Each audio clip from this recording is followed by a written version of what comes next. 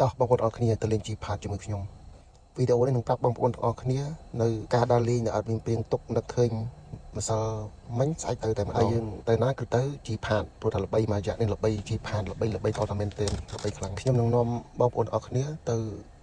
តំបន់ជីផាតឬក៏សហគមន៍ជីផាតជាមួយខ្ញុំទាំងអស់គ្នាតើនៅតំបន់ហ្នឹងវាស្អាតដូចគេនិយាយមែនអត់វាមានអីខ្លះហើយទៅមកទៅព្រឹកវេលាល្ងាចហ្នឹងទៅតាន់អត់អូខេចឹងវីដេអូនេះដំបូងឡើយយើងឡើងផ្លូវលបឿនលឿន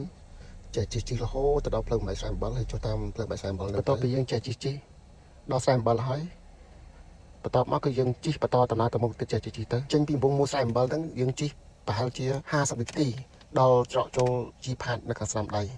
ហើយបន្តជិះផ្លូវចូលជីផាតហ្នឹងប្រហែលជា15នាទីយើងនឹងមកដល់កំពង់ចម្លងជីផាតតាមផ្លូវគេធ្វើឲ្យអស់ហើយផ្លូវស្រួលជិះយើងអាចជិះបានកុងទ័រ60ទៅ70លេងលំបាកដូចមុនហើយយើងបន្តជិះរហូតដល់គ្រប់15នាទីយើងដល់កំពង់ចម្លងជីផាតបន្ទាប់ពីចំណាយពេល15នាទីក៏យើងដល់មុំកំពង់ចម្លងជីផាតថ្ងៃនេះខ្ញុំទៅអត់សូវមានមនុស្សទេដោយសារខ្ញុំទៅថ្ងៃសុក្របើថ្ងៃសៅរ៍ទៅថ្ងៃអាទិត្យដឹងតែស្ទះហើយថ្ងៃបុណ្យឡានតម្រង់ជួបនេះច្រើនហើយមកជើងដាក់បាន6ឡានទេដោយសារខ្ញុំទៅមិនមែនជាថ្ងៃបុណ្យឬក៏ថ្ងៃសៅរ៍អាទិត្យអញ្ចឹងខ្ញុំប្រើពេលប្រហែលជា5នាទីដើម្បីឆ្លងសាឡាងទៅខាងត្រែមខាងទៀតកាលខ្ញុំទៅនោះខ្ញុំជិះឡានព្រុសទៀបកងស្ពណ៌លេងចាន់ទៀបប៉ុន្តែមិនមែនជាបញ្ហាទេយើងអាចឆ្លងសាឡាងបាននេះបងប្អូនឡានដែលខ្ញុំជិះទៅព្រុសពណ៌ក្រហមកងស្ពណ៌ចាន់លៀន04 option full advance ហើយរៀងទៀបបន្តិចតែដូចមិនទៀបតិចទៀបតតែមែនទេហ្មងតែមិនអីយើងនៅតែធ្វើដំណើរបានធម្មតាដោយសារផ្លូវបច្ចុប្បន្នគេធ្វើស្អាតអស់ហើយអញ្ចឹងបងប្អូនដែលមានឡានទៀបដូចឡានព្រុសនេះគឺអាចទៅបានអត់អីទេហើយបើលេងកង់ហែកកង់ស្ពណ៌ចាន់18នេះកាន់តែអេមអស់ប្រូតមកឆ្ងាញ់ឡានមួយត្រូវបង់ 20000 ប៉ុន្តែមួយរយៈមុន3 4ថ្ងៃមុន 25000 បន្ទាប់ពីមានការរិះគន់ខ្លាំងពេកឥឡូវគឺតែ 20000 ទេហើយកំពង់ចម្លងហ្នឹងឆ្លងម្ដងបាន6ឡានទៅ6មក6ហើយនេះយើងមកដល់ប្រែម្ខាងហើយបន្ទាប់ពីប្រើពេលអស់ប្រហែលជា2នាទីទៅ3នាទីទៅ 20000 មក 20000 តើបងប្អូនឥឡូវយើងមកដល់ទឹកដីជីផាតហើយឬក៏សហគមន៍ជីផាតហ្នឹងខ្ញុំនឹងនាំបងប្អូនអរគ្នាទៅកាន់ទឹកធ្លាក់អូម៉ាឡូដែលទីតាំងពេលដែលយើងឡើងពីសាឡាងហើយជិះត្រង់ទៅរហូតប្រហែលជាកន្លះម៉ោងឬក៏40នាទីយើងនឹងទៅដល់ទឹកធ្លាក់អូម៉ាឡូបញ្ជាក់ពីស្ថានភាពផ្លូវបន្តិចផ្លូវល្អស្អាតស្រួលជិះ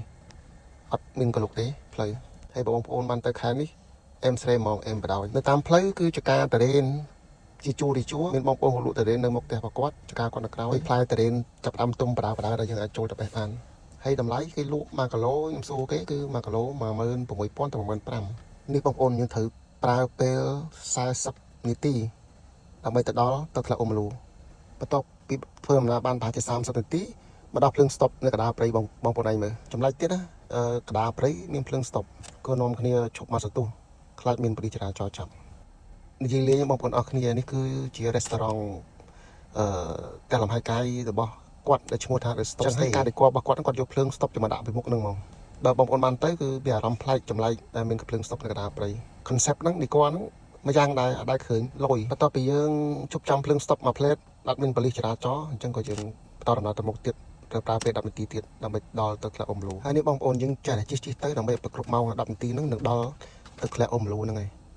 គាត់ទៅខែនេះញាក់សាច់បងប្អូននេះទៅខែ6តំបន់ហ្នឹងភាគច្រើនភ្លៀងសឹងរាល់ថ្ងៃអញ្ចឹងសម្បូរទឹកលេងបន្ទាប់ពីធ្វើដំណើរឲ្យគ្រប់10នាទីមកនេះបងប្អូនយើងមកដល់ទឹកធ្លាក់អូម៉ាឡូថិចនៅខាងស្ដាំដៃយើងបាត់ចូលបន្តិចមកគឺដល់ទឹកធ្លាក់អូម៉ាឡូហើយទឹកធ្លាក់អូម៉ាឡូនៅទីហ្នឹងគេយកម្នាក់ 3000 បន្ទាប់ទឹកស្អាតហើយកញ្ចុះអង្គុយយកបានសួរគេដែរព្រោះខ្ញុំមកតែ2នាក់នៅគេយកមកហើយនៅទឹកធ្លាក់អូម៉ាឡូហ្នឹងអត់មានសេវាទេអញ្ចឹងបើបងប្អូនគួរតែមានលុយសុទ្ធតាមខ្លួនចាស់ស្ដាយខ្ញុំមកហ្នឹងគឺអត់មានលុយសុទ្ធក្នុងខ្លួនទេមានតិចតួចអញ្ចឹងអត់មានអីទិញបាយហូបទេប៉ុន្តែបើយើងចុះទៅក្រោមវិញត្រឡប់ទៅវិញតាម restaurant តាម resort គឺគេមានហើយនេះបងប្អូនបន្ទាប់ពីចំណាយពេលយ៉ាងយូរទីបំផុតយើងបានមកដល់កន្លែងដែលយើងដាក់គោលដៅមកហើយគឺទឹកធ្លាក់អូម៉ាឡូហើយទេសភាពវិញមិនបាច់សួរខ្ញុំថាស្អាតមិនស្អាតទេបងប្អូនមើលខ្លួនឯងទៅស្អាតញាក់ស្អាតសាហាវហ្មងសម្បូរទឹកខែនេះដូចខ្ញុំនិយាយពីមុនអញ្ចឹងសម្បូរទឹកខែ6ភ្លៀងធ្លាក់មកច្រើនតំបន់នោះគឺស្អាតតតែមែនទែនស្អាតមែនទែននោះបងប្អូនមើលទៅនោះទឹកធ្លាក់អូម៉ាឡូទឹកជ្រោះទឹកច្រើនត្រជាក់ស្រេបរសខាក់ជាតិខៀវស្រងាត់ មកដល់ទីនេះគឺមានអារម្មណ៍ refresh ហើយក៏មានអារម្មណ៍រំភើបដែរមកកាន់ទឹកជ្រោះអូមលូឃុំជីផាតខេត្តកោះកុងហើយដំណើរផ្សងព្រេងមួយនេះដែរគឺអត់បានប្រាប់ប្រពន្ធទេតែវិញប្រពន្ធអត់សប្បាយចិត្តទេគាត់ខឹង គាត់ថាលួចដើរលេងអត់ប្រាប់គាត់នេះខ្ញុំដើរមកក្រោមមកថតទេសភាពឲ្យបងប្អូនទាំងអស់គ្នាបានមើលស្អាតណាស់បងប្អូនស្អាតមែនទឹកច្រើនទឹកត្រជាក់ fresh អារម្មណ៍រំភើបញាប់ញ័រហោះហើរ ខ្ញុំមកហ្នឹងខ្ញុំដាក់កៅអៅមកមួយទឹកប៉ុន្តែចាក់ស្ដែងចុះមកដល់នេះឲ្យហ៊ានមួយដោយសារទឹកជ្រោះហ្នឹងធំពេកហើយទឹកខ្លាំងក៏សម្រាប់ចិត្តអត់ហ៊ានមួយណាមួយយើងអត់ស្គាល់តំបន់ហ្នឹងទៅមកម្ដងបើមានអាកាសសាក្រោយមកមួយអាណាណីម្ដងហើយនេះជាទេសភាពខ្លះនៅទឹកធ្លាក់អូមលូនេះខ្ញុំថតឲ្យបងប្អូនបានមើលទាំងអស់គ្នានិយាយអត់ទាន់រួចពីមាត់ហងថាភ្លៀងឥឡូវភ្លៀងមែននេះបងប្អូនទាំងអស់គ្នាភ្លៀងបាត់ហើយទៅទឹកសំជោគឥឡូវឡើងមកលើវិញហើយតែសំខាន់នឹងហៅបាយយើងមានលុយក្នុងកងគេអត់ទទួលទេអត់មាន Wi-Fi អត់មានអ៊ីនធឺណិតទេដាច់សេវាអស់លីងបន្ទាប់ពីភ្លៀងទៅទឹកជោគហើយយើងនាំគ្នាទៅបាយហៅបាយយើងធ្វើដំណើរចេញពីទឹកអ៊ុំលូនឹងប្រហែលជា10នាទីយើងដល់កន្លែង The Stop នេះ The Stop ហ្នឹងកន្លែងមានភ្លើងចរាចរណ៍ហ្នឹងយើងបត់ខាងឆ្វេងដៃវិញចូលទៅហើយយើងចូលទៅដល់ហ្នឹងគឺនៅតែមានភ្លើង stop ទៀតសងខាងភ្លើង stop ទៀតនិយាយហាងគាត់ភ្លើង stop គ្រប់ទីកន្លែងហ្មងនេះម្ចាស់ហាងបងប្អូនអរគ្នាម្ចាស់ហាងរស់រាយណាហើយនេះបងប្អូនអរគ្នានេះមីនុយចាំ screenshot មើលទៅ ស្កប់វីដេអូមើលទៅតម្លៃប៉ុន្មានមានលើហ្នឹងមាន20,000ក៏មាន40,000ក៏មានគិតទៅតម្លៃយើងធូរថ្លៃដែរទេមកយើងទទួលយកបានហើយម្ហូបនៅកំង2មុខបាយ3ចានអស់$20អូដង2ទៀតកំងម្ហូបហ្នឹងគាត់ឲ្យយើងចាំ1ម៉ោងទៅ50នាទីបានគាត់ធ្វើភ្លាម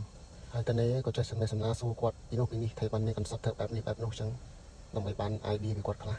ក្រែងលោកថ្ងៃក្រោយទៅក៏យើងបែបហ្នឹងដែរក៏យើងរកអាជីវកម្មធ្វើបែបផ្សេងៗគាត់ដែរចឹងត្រូវយកកន្សត់ពីគាត់ខ្លះហើយស្វែងយល់ពីកំណត់គាត់ខ្លះហើយនេះលេខទូរស័ព្ទរបស់គាត់ហើយនឹងTelegram ក៏មានដែរបងប្អូនចាំស្កប់មើលទៅបន្តិចទៀតខ្ញុំនឹងប្រាប់កន្លែងគាត់មានអីខ្លះហើយនេះបងប្អូនបន្ទាប់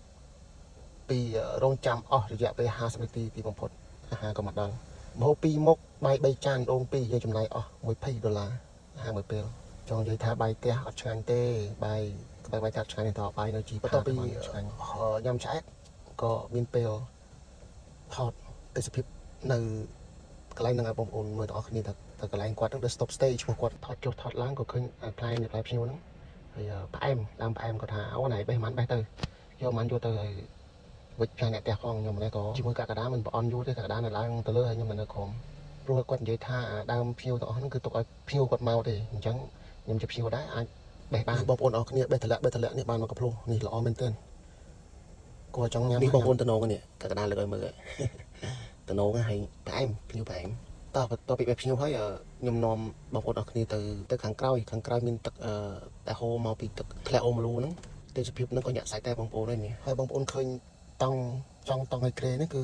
សម្រាប់បងប្អូនដែលមកលេងឲ្យបោះតង់គាត់មានតង់ជួលហើយក៏គាត់មានកន្លែងឲ្យយកបោះតង់ដែរបើសិនជាយកតង់មកខ្លួនឯងគឺបោះតង់នៅលើក្រេតែគាត់រៀបចំឲ្យហ្នឹងតោះអញ្ចឹងខ្ញុំទៅចុះថតនៅទឹកដែលហូរមកពីទឹកធ្លាក់អូមលូហ្នឹង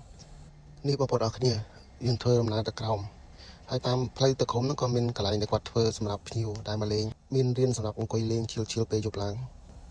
ហើយខាងក្រោមនេះមានទឹកជ្រោះដ៏ស្រស់ស្អាតអ្នកដែលចូលចិត្តស្ដាប់សំឡេងធម្មជាតិពេលយប់ឡើងគេហ្នឹងត្រូវហើយបោះតង់ស្ដាប់សំឡេងទឹក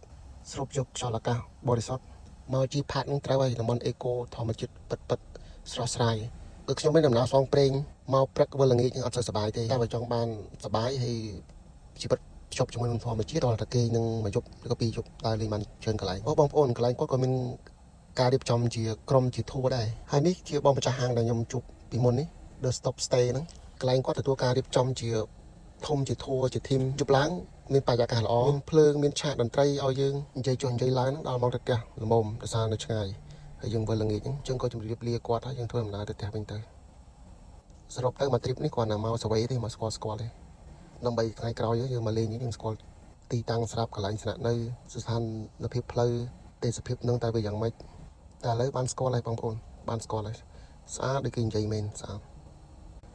គាត់នឹងនិយាយបាន1ម៉ាត់2ម៉ាត់ឥឡូវមកវិញទៅ50នាទីមកវិញបាន2វិនាទីហងដល់សាឡាងហើយបងប្អូនអរគ្នាបន្ទាប់ពីឆ្លងសាឡាងហ្នឹងហើយក៏យើងធ្វើដំណើរទៅផ្ទះដោយសុវត្ថិភាពវីដេអូហ្នឹងមានតែប៉ុណ្្នឹងទេបងប្អូនអរគ្នា ឆ្ងល់ទេអាចឆាតសួរបានអូខេបាយបាយ